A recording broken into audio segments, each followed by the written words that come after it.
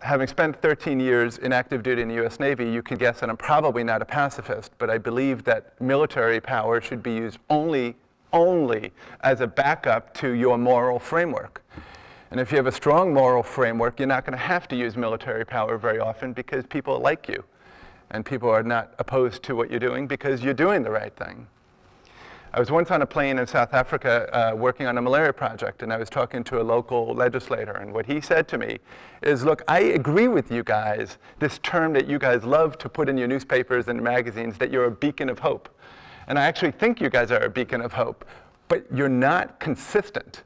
And because you're not consistent, you appear hypocritical, and we don't trust you for that reason. And I don't think there's any reason to do that. And I think if we do the right thing in terms of our own people with economics, tax policy, with health insurance, the environment in the United States and overseas, in terms of combating poverty and illness and misery and all that, I think that gives us an enormous amount of security and is the most supportive thing that we can do for our US military.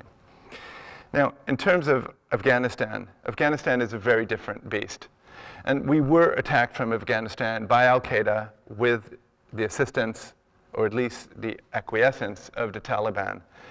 And if there's anything we learned after World War II is that appeasement of evil. And I really, truly believe that al-Qaeda does represent evil. Now, there might be reasons and all of our inconsistencies, and we've done things that are wrong that might have promoted hatred and all that, but none of that excuses the kind of evil that al-Qaeda does, and one has to make an effort to change things politically.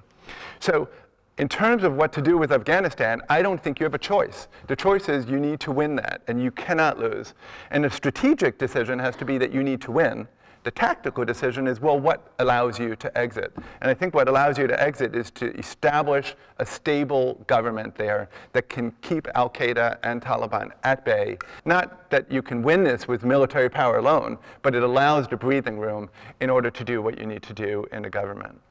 Now, the final thing that I would say, and I talked about NATO, is this is a slight difference, and I think it's not politically correct to say it, is that I believe that our NATO allies need to do more. And it's only fair. It's back to fairness and reasonableness. And we were attacked, and we have a treaty with NATO, and we came to their help twice in the 20th century for much bigger endeavors than Afghanistan. And it is, in my opinion, reasonable for us to have everything on the table. And that might even include, if you do not supply the number of combat troops needed to get the job done so we can do the right thing, it is even possible that we're going to have to question whether our maintenance of our participation in NATO is even worthwhile.